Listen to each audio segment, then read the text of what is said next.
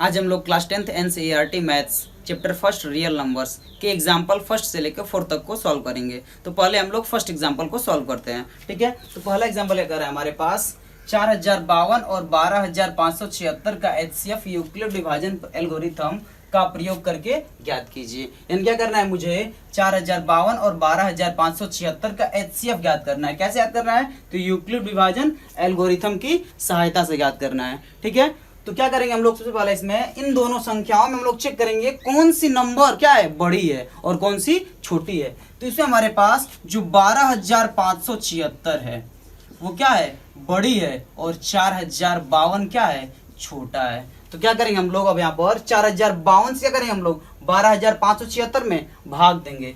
तो यहीं पर भाग दे लेते हैं हम लोग। हमें भाग देना है किससे, 4052 से भाग देना है। किसमें भाग देना है, तो 12576 में भाग देना है। तो कितने हो जाएगा भाग, तो यह 3 बार में जाएगा। कितना आएगा, तो 3 दूनी 6 आएगा, और 3 पचे 15 का 5 हासिल 1, और 3 का जब शून्य में गुणा करेंगे तो शून्य ही मिलेगा, शून्य और हासिल 1, और 3 चौको 12 घटाते हैं। 6 में 6 गया 0, और 7 में से 5 गया 2, 5 में से 1 गया 4, और ये तो कट जाएगा, ठीक है। तो क्या करते हैं हम लोग, अब यहाँ पर इन दोनों संख्याओं में क्या करते हैं हम लोग, यूक्लिड विभाजन प्रमेय का प्रयोग करते हैं। तो लिखते हैं यहाँ पर 4052 और 12576 पर यूक्लिड विभाजन प्रमेय का प्रयोग करने पर। तो इन दोनों संख्याओं पर जब यूक्लिड विभाजन प्रमेय का प्रयोग करेंगे तो क्या मिलेगा हमें। तो उससे पहले देख लेते हैं हम लोग यूक्लिड विभाजन प्रमेय का क्या होता है। तो पिछली वीडियो में हमने यूक्लिड विभाजन प्रमेय के बारे में बहुत ही विस्तार से बताया है। फिर भी छोटी सी एक ब्रीफ जानकारी हम लोग ले लेते हैं कि यूक्लिड विभाजन प्रमेय क्या होता है। तो मान लेते हैं हमारे पास दो संख्याएं, एक ए है और एक बी है, जिसमें ए बड़ी है और बी क्या है, छोटी है। तो यदि हम लोग ए में यदि हम लोग बी से भाग देंगे तो इसमें क्या मिलेगा, क्यू मिलेगा, और सॉरी भागफल क्यू मिलेगा और शेषफल आर मिलेगा। तो यूक्लिड ने बताया था कि इन चारों में एक संबंध होता है। वो संबंध क्या होता है, तो A is equal to B Q plus R होता है, जहां आर का जो मान होता है वो क्या होता है, शून्य या शून्य से बड़ा लेकिन बी से छोटा होता है, ठीक है। तो क्या करते हैं, इसको भी हम लोग कुछ इस रूप में लिख लेते हैं। तो यहाँ हमारा ये वाला क्या होगा, ए होगा, मीन्स बीच वाला भाज्य होता है, और यह भाजक होता है, यह भागफल और यह शेषफल, ठीक है। यानी यह डिविडेंड, डिवाइजर और कोसेंट और ये रिमाइंडर, ठीक है। तो यहाँ पर भाज्य क्या ए है, यहाँ पर भाज्य क्या है 12576 है, यहाँ पर भाजक 4052, यहाँ पर भाजक बी, यहाँ पर भागफल 3, यहाँ पर भागफल क्यू, यहाँ पर शेषफल आर, और यहाँ पर शेषफल 420। तो क्या करते हैं हम लोग, इसको भी इस रूप में लिख लेते हैं। तो भाज्य क्या है यहाँ पर हमारे पास 12576 है, बराबर अब क्या है हमारे पास, पहले भाज्य हो गया फिर भाजक। भाजक क्या है यहाँ पर हमारे पास 4052, और इसके बाद से भागफल 3 है, यहाँ पर क्या है, क्यू है, ठीक है। तो 3 लिख देते हैं यहाँ पर, क्यू के यहाँ पर गुणे 3, प्लस शेषफल यहाँ पर आर है, और यहाँ पर क्या है, आर है, सॉरी यहाँ पर आर है और यहाँ पर 420 है, तो प्लस में 420 कर देंगे, ठीक है। अब चेक करेंगे कि 420 जो है वो क्या शून्य हो रहा है, नहीं। जब शून्य नहीं हो रहा है तो क्या करेंगे हम लोग, फिर से इन दोनों संख्याओं पर यूक्लिड विभाजन प्रमेय का प्रयोग करेंगे, ठीक है। तो प्रयोग करते हैं। तो अब क्या होगा, यहाँ पर हमारे पास यह वाला भाज्य बन जाए, भाजक बन जाएगा, और यह वाला भाज्य बन जाएगा, यानी यह भाजक और यह भाज्य। अब भाग देंगे, इससे भाग देंगे तो कितना हो जा रहा है, 4 9 36, 9 बार में जा रहा है। तो 9 का शून्य में करेंगे 0, और 9 दूनी 18 का 8 हासिल 1, 9 चौको 36 और 1 37, घटाते हैं तो 2 बचेगा। 15 में से 8 गया 7, और 9 में से 7 गया 2, और 3 में 3 कट जाएगा ये, ठीक है।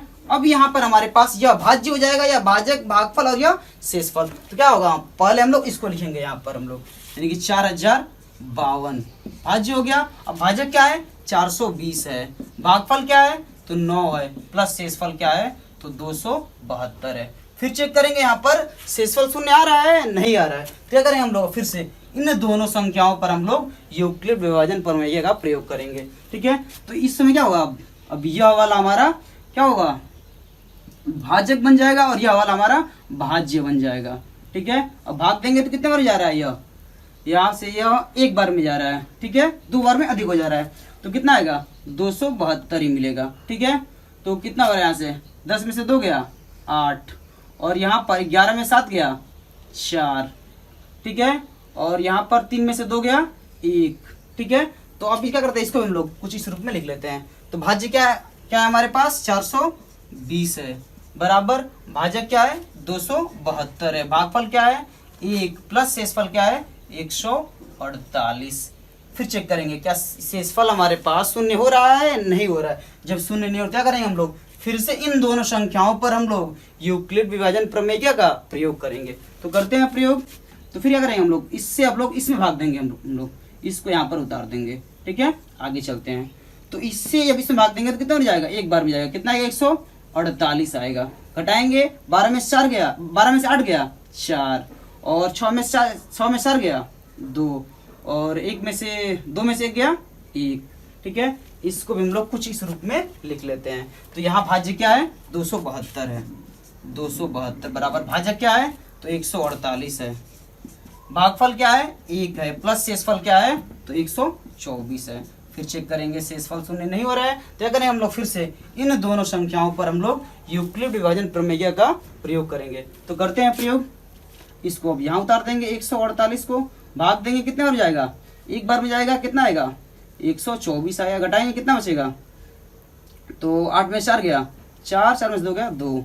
ठीक है, अब यहाँ पर यह वाला भाज्य, यह भाजक शेषफल सॉरी भागफल और यह शेषफल।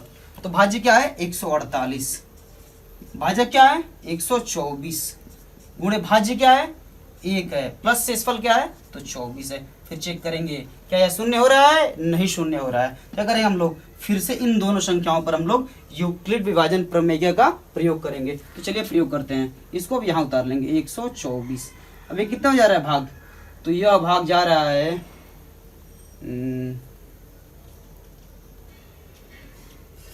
6 बार में चेक कर लेते हैं। 6 चौक को 24 का 4 हासिल 2, 6 दूनी 12 अधिक हो जा रहा है। 5 बार में देखते हैं कितना आ रहा है। तो 5 चौक को 20 का 0 हासिल 2, और 5 चौक 5 दूनी 10 2 12। ठीक है, कितना आ रहा है, घटाते हैं 4 बचेगा तो कट जाएगा। ठीक है, अब यहाँ पर ये भाज्य, यह भाजक और यह भागफल और यह शेषफल। तो भाज्य क्या है हमारे पास 124 है, बराबर भाजक क्या है तो 24 है, गुणे भागफल क्या है तो 5 है, प्लस शेषफल क्या है 4 है। फिर चेक करेंगे शेषफल शून्य हो रहा है, नहीं हो रहा है। क्या करेंगे हम लोग, फिर से इन दोनों संख्याओं पर हम लोग क्या करेंगे, हम लोग अब यूक्लिड विभाजन प्रमेय का प्रयोग करेंगे। तो अब क्या करेंगे हम लोग, यहाँ पर 24 को उतार देंगे, 24 को, तो कितने बार जा रहा है भाग 6 बार में जा रहा है, कितना आ गया 24। अब यहाँ पर शेषफल शून्य हो गया। तो भाज्य क्या है हमारे पास 24 है, तो यहाँ 24 को उतार देंगे, बराबर भाजक कितना है 4, भागफल कितना है 6, और प्लस शेषफल क्या है 0। जब शेषफल 0 हो गया तो आगे हम लोग यूक्लिड विभाजन प्रमेय का प्रयोग नहीं करेंगे। क्या करेंगे हम लोग, इस प्रश्न को यहीं पर रोक देंगे, और हम लोग अब यहाँ पर चेक करेंगे हमारा जो जो HCF है वो क्या होगा। तो HCF जो लास्ट में जो भाजक होता है वही हमारा क्या होता है HCF होता है, यानी भाजक कौन है 4 है। तो कह सकते हैं हम लोग क्या यहाँ पर, अतः HCF ऑफ क्या, तो 4052 कामा 12576 बराबर कितना आ गया 4। यह हमारा उत्तर हो गया। ठीक है, एक और बार क्या करते हैं, इसको हम लोग शुरू से देख लेते हैं। क्या क्या हम लोग क्या कर रहे हैं, मुझे 4052 और 12576 का HCF निकालना है यूक्लिड विभाजन एल्गोरिथम का प्रयोग करके। तो क्या करेंगे हम लोग, सबसे पहले हम लोग चेक करेंगे कि इन दोनों संख्याओं में कौन बड़ी और कौन छोटी है। तो ये क्या है, बड़ी है और यह छोटी है, तो कुछ ऐसे हम लोग इसको लिख दिए हैं। फिर क्या करेंगे हम लोग, यहाँ पर हम लोग इन दोनों संख्याओं पर क्या करेंगे हम लोग, अब क्या करेंगे, इसमें हम लोग इससे हम लोग इसमें भाग देंगे। तो भाग देंगे तो हमें कुछ इस रूप में मिल जाएगा। ठीक है, तो क्या करेंगे हम लोग, इस पर यूक्लिड विभाजन प्रमेय का प्रयोग करेंगे। जब प्रयोग करेंगे तो क्या मिलेगा हमें, कुछ इस रूप में मिल जाएगा। मीन्स क्या किया, इसको हम लोग कुछ इस रूप में लिख लिए हैं। ठीक है, तो ये मिला है मुझे, और ये क्या इसके बाद से फिर अगले वाले को ऐसे लिख दिया, फिर अगले वाले को ऐसे लिख दिया। मीन से क्या, जब ऐसे लिखे हैं चेक किया यहाँ पर भाग शेषफल शून्य नहीं हो रहा है, देखिए हम लोग फिर इन दोनों पर यूक्लिड विभाजन प्रमेय का प्रयोग किया है। फिर यहाँ चेक किया शून्य नहीं आ रहा है, तो क्या किया हम लोग यहाँ पर भी यूक्लिड विभाजन प्रमेय का प्रयोग किए हैं। ऐसे ही आगे हम लोग किए हैं, ठीक है। और जब शेषफल शून्य आ गया है तो जो लास्ट में जो भाजक बचता है यही क्या होता है, हमारा अभिष्ट HCF होता है, ठीक है। तो जब भी शेषफल शून्य आ जाएगा तो उसके आगे मुझे हल नहीं करना है और हल होगा भी नहीं, ठीक है। तो क्या करना है, प्रश्न को यहीं पर रोक देना है और जो भाजक मिल रहा होगा यही क्या होगा, हमारा HCF होगा, ठीक है। तो 4052 और 12576 का HCF क्या होगा, तो 4 होगा। यही हमारा उत्तर हो गया, ठीक है। अब हम लोग सेकंड एग्जाम्पल को सॉल्व करेंगे, तो चलिए सॉल्व करते हैं, ठीक है। सेकंड एग्जाम्पल क्या कर रहा है हमारे पास, दर्शाइए कि प्रत्येक धनात्मक समपूर्णांक 2q के रूप का होता है तथा प्रत्येक धनात्मक विषम पूर्णांक 2q+1 के रूप का होता है, जहाँ q कोई पूर्णांक है। तो हमें सिद्ध करना है कि कोई भी धनात्मक जो समपूर्णांक होता है वो 2q के रूप का होता है और कोई भी धनात्मक विषम पूर्णांक जो होता है वो 2q+1 के रूप का होता है, ठीक है, जहाँ q कोई पूर्णांक है। तो पहले हम लोग ये देखते हैं कि धनात्मक पूर्णांक किसे कहते हैं। धनात्मक पूर्णांक क्या होता है, तो धनात्मक पूर्णांक जो होता है वह i प्लस, इसको हम लोग इंटीजर प्लस से दिखाते हैं, इज इक्वल टू क्या होता है, तो 1 2 3 4 डॉट डॉट डॉट, ठीक है। और यही हमारा क्या है, नेचुरल नंबर भी यही है, यानी नेचुरल नंबर ही क्या कहलाती है, धनात्मक पूर्णांक कहलाती हैं, ठीक है। तो मान लेते हैं इसमें से कोई एक संख्या है, ठीक है, वो क्या है, a है, क्या है, a है। तो मान लेते हैं यहाँ पर हल में मान लेते हैं, माना स्मॉल a कोई धनात्मक पूर्णांक है, स्मॉल a कोई धनात्मक पूर्णांक है तथा b बराबर 2 है। b बराबर 2 क्यों मान रहे हैं, यदि हम इसका या इसका इन दोनों में से किसी का भी यदि हम लोग a is equal to B Q plus R से यदि तुलना करेंगे तो b बराबर 2 ही मिलेगा। कैसे, तो चेक कर लीजिए क्या है हमारे पास, मान लेते a इज इक्वल टू क्या है, 2q+1 है। चेक कर लीजिए b का मान 2 मिल रहा है कि नहीं मिल रहा है, ठीक है। तो आगे चलते हैं, ठीक है।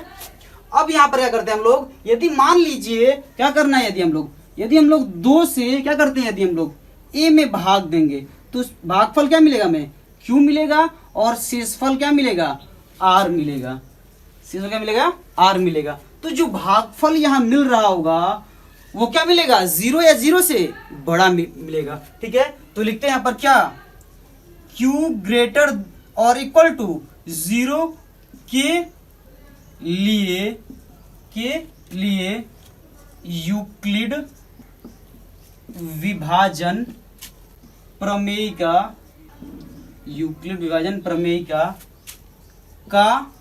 प्रयोग करने पर, जब यूक्लिड विभाजन प्रमेय का प्रयोग करेंगे तो यूक्लिड विभाजन प्रमेय क्या होता है, तो वह होता है a is equal to B Q plus R, जहाँ r का जो मान होता है वो या तो 0 से बड़ा होता है या फिर 0 के बराबर होता है और b से क्या होता है, छोटा होता है। क्या करते हैं यहाँ पर हम लोग b का मान रख देते हैं, तो यहाँ से हमें a इज इक्वल टू क्या मिलेगा, a is equal to 2q+ r comma r is greater और equal to 0 and less than 2, b का मान भर दिए हैं, ठीक है।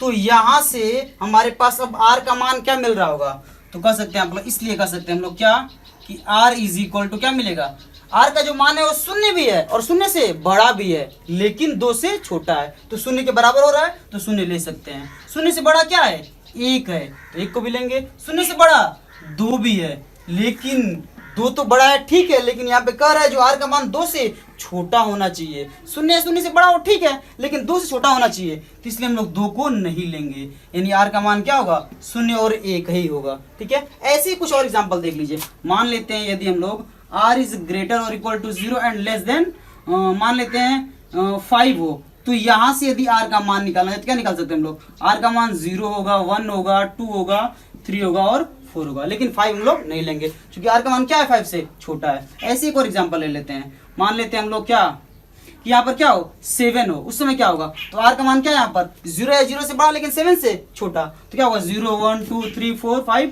6 5 एंड 6 तक होगा। ठीक है, तो उम्मीद है कि यह बिंदु आपको समझ में आई होगी, यानी कि कहाँ से हम लोग आर का मान निकाले हैं। तो क्या करते हैं, जो आर का मान निकाले हम लोग क्या करते हैं, यहाँ पर भर देते हैं।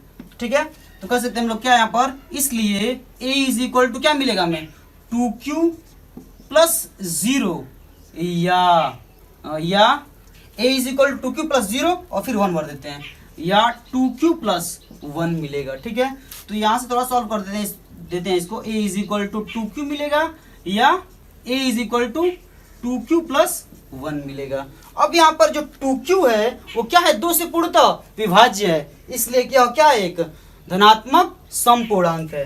तो कह सकते हैं यहाँ पर चूंकि 2q 2 से पूर्णतः विभाज्य है, पूर्णतः विभाज्य है, इसलिए 2q एक धनात्मक समपूर्णांक है। ठीक है, फिर यहाँ पर 2q प्लस 1 में यदि हम 2 से भाग देंगे तो क्या पूरा कटेगा, नहीं कटेगा। तो 2q प्लस 1 2 से पूर्णतः विभाज्य नहीं है। तो यहाँ कह सकते हैं फिर से, चूंकि 2q प्लस 1 2 से पूर्णतः विभाज्य नहीं है, इसलिए 2q प्लस 1 एक धनात्मक विषम पूर्णांक है, एक धनात्मक विषम पूर्णांक है। ठीक है, तो उम्मीद करते हैं यह आपको बहुत ही अच्छी तरह से समझ में आया होगा। ठीक है,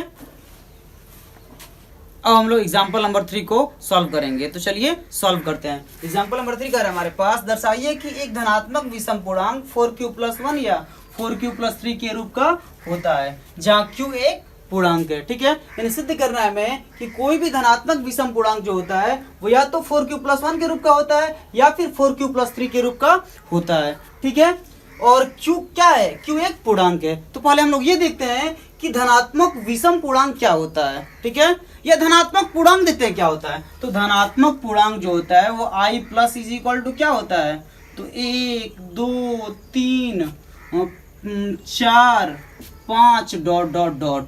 ठीक है, और यही क्या है, प्राकृत संख्या है, यानी प्राकृत संख्याएं ही धनात्मक पूर्णांक कहलाती हैं। अब इसमें यह सब क्या है, धनात्मक विषम पूर्णांक है, यानी वे पूर्णांक जो 2 से पूर्णतः न कटे, उसे हम लोग धनात्मक विषम पूर्णांक कहते हैं। तो मान लेते हैं स्मॉल a जो है वो क्या है, कोई एक धनात्मक विषम पूर्णांक है। तो यहाँ लिखते हैं माना स्मॉल a कोई धनात्मक विषम पूर्णांक है, कोई धनात्मक विषम पूर्णांक है। ठीक है, तथा b बराबर 4 है। ठीक है, b इक्वल टू 4 है। 4 इसलिए माने हैं, अभी हम लोग इसका a is equal to B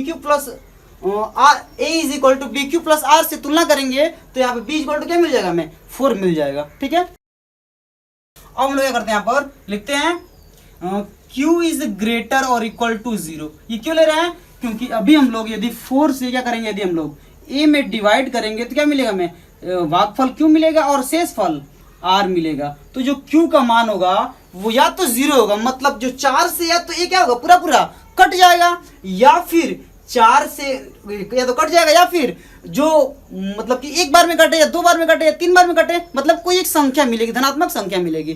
तो q का मान या तो 0 हो सकता है, फिर 0 से बड़ा होगा, 0 से छोटा नहीं होगा। ठीक है, इसलिए हम लोग क्या लिए हैं, q इज ग्रेटर और इक्वल टू 0, यानी q का मान या तो 0 हो सकता है या फिर 0 से बड़ा हो सकता है। ठीक है, तो q इज ग्रेटर और इक्वल टू के लिए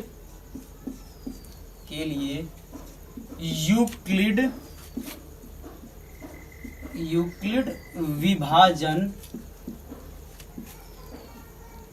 विभाजन प्रमेय का प्रयोग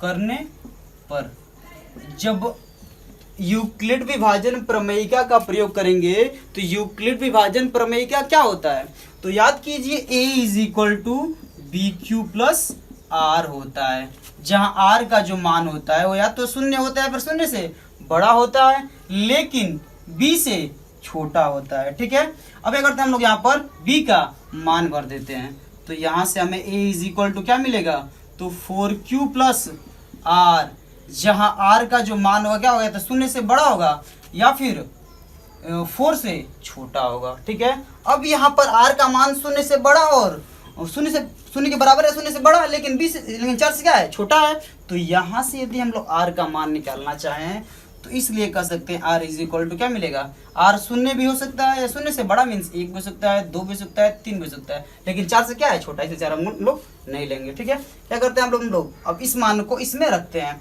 तो यहाँ से हमें a इज इक्वल टू क्या मिलेगा, जब 0 भरेंगे तो क्या मिलेगा हमें 4q मिलेगा सिर्फ और सिर्फ। ठीक है, या जब 1 भरेंगे तो क्या मिलेगा हमें 4q प्लस 1 मिलेगा। ठीक है, या जब 2 भरेंगे तो क्या मिलेगा हमें 4q प्लस 2 मिलेगा, और जब 3 भरेंगे यहाँ तो यहाँ क्या मिलेगा हमें, या 4q प्लस 3 मिलेगा। ठीक है, तो यहाँ पर यह और यह जो है वो क्या है, 2 से पूर्णतः विभाज्य है, यानी यह दोनों क्या हैं, धनात्मक समपूर्णांक है, धनात्मक विषम पूर्णांक नहीं है। तो नीचे हम लोग लिख सकते हैं क्या, चूंकि 4q और 4q प्लस 2 2 से पूर्णतः विभाज्य हैं, इसलिए 4q और 4q प्लस 2 धनात्मक समपूर्णांक होंगे। ठीक है, यानी कि 4q और 4q प्लस 2 क्या है, 2 से पूर्णतः विभाज्य है, इसलिए 4q और 4q प्लस 2 क्या होगा, धनात्मक समपूर्णांक होगा, धनात्मक विषम पूर्णांक नहीं होगा। अब चेक करते हैं 4q प्लस 1 और 4q प्लस 3, तो 4q प्लस 1 में यदि हम 2 से डिवाइड करेंगे तो क्या पूरा कट जाएगा, नहीं कटेगा, और 4q प्लस 3 में यदि 2 से डिवाइड करेंगे तो ये पूरा कट जाएगा, नहीं कटेगा। तो यह दोनों क्या है, धनात्मक विषम पूर्णांक है। ठीक है, तो यहाँ कह सकते हैं चूंकि 4q प्लस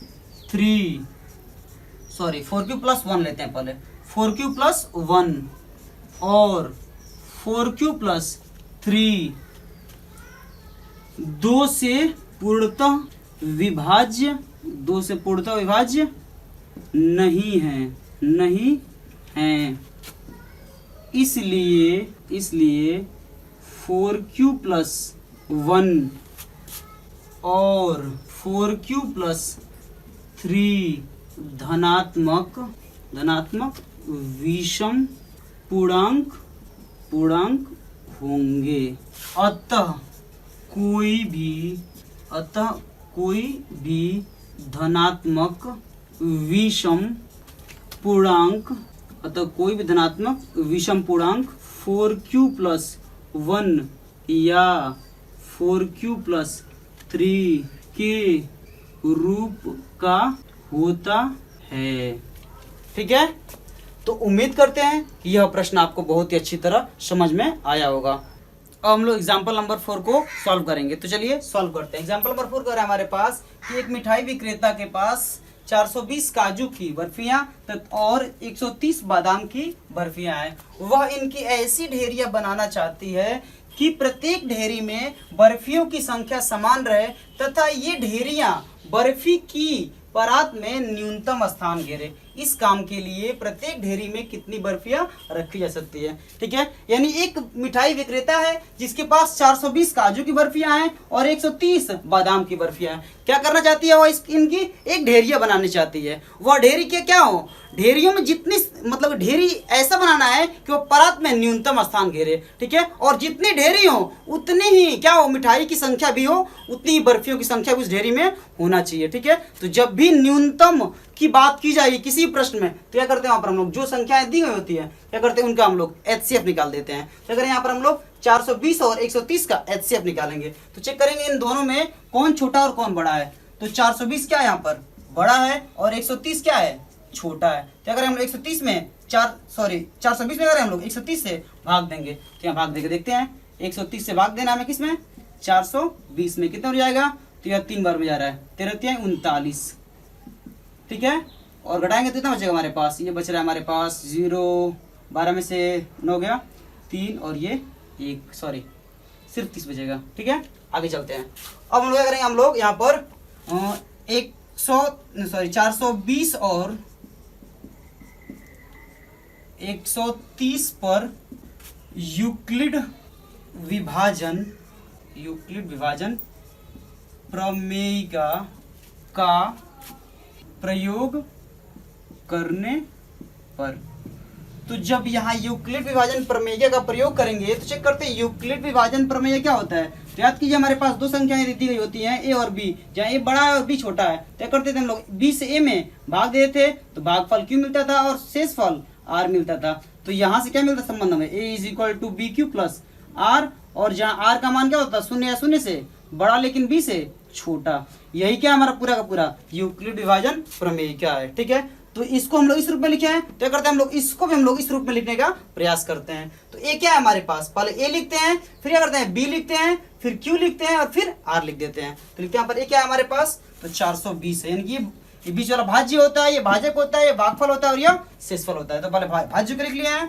अब भाजक कितना है हमारे पास, तो 130 है, गुणे भागफल कितना है हमारे पास, तो 3 है, प्लस शेषफल कितना है हमारे पास 30 है। चेक करेंगे कि शेषफल हमारे पास 0 हो रहा है कि नहीं हो रहा है, शेषफल 0 नहीं हो रहा है, क्या करें हम लोग इस यहाँ पर हम लोग यूक्लिड विभाजन प्रमेय का दोबारा से प्रयोग करेंगे। इन दोनों संख्याओं पर हम लोग यूक्लिड विभाजन प्रमेय का प्रयोग करते हैं। जब भी हमारा शेषफल 0 ना हो तो करते हैं इन दोनों संख्याओं पर यूक्लिड विभाजन प्रमेय का दोबारा से प्रयोग करते हैं, ठीक है। तो प्रयोग करेंगे क्या मिलेगा हमारे पास, इसको यहाँ उतार लेंगे, कितना हो जा रहा है 3 × 12 यानी कि 120 हो गया, ठीक है। इसको हटा देते हैं, कितना बच रहा है यहाँ पर हमारे पास, तो यहाँ 10 बच रहा है, ठीक है।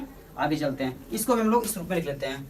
तो भाज्य क्या है 130 है, भाजक कितना है 30 है, और भागफल कितना है 4 है, प्लस शेषफल कितना है तो 10 है, ठीक है। फिर यहाँ शेषफल क्या हो रहा है 0 नहीं आ रहा है, क्या करें हम लोग फिर से इन दोनों संख्याओं पर क्या करें हम लोग यूक्लिड विभाजन प्रमेय का प्रयोग करेंगे। तो करते हैं प्रयोग, 30 को यहाँ उतार लेंगे, कितने बार में कट रहा है ये 3 बार में कट रहा है, कितना आ गया 30, और ये शेषफल 0 आ गया। जब शेषफल 0 आ जाता है तो यही भाजक क्या होता है हमारा HCF होता है, ठीक है। तो करते हैं इसको हम लोग कुछ इस रूप में लिख लें। तो भाज्य क्या है हमारा 30 है, भाजक क्या है हमारे पास 10 है, भागफल क्या है 3 है, प्लस शेषफल क्या है हमारे पास 0 है। जब 0 आ गया तो यही भाजक क्या हमारा HCF है, ठीक है। तो हम लोग इसलिए HCF ऑफ किसका, तो 420 कामा 130 बराबर 10। अतः परात में ढेरियों की, अतः परात में प्रत्येक ढेरी में, अतः परात में प्रत्येक ढेरी में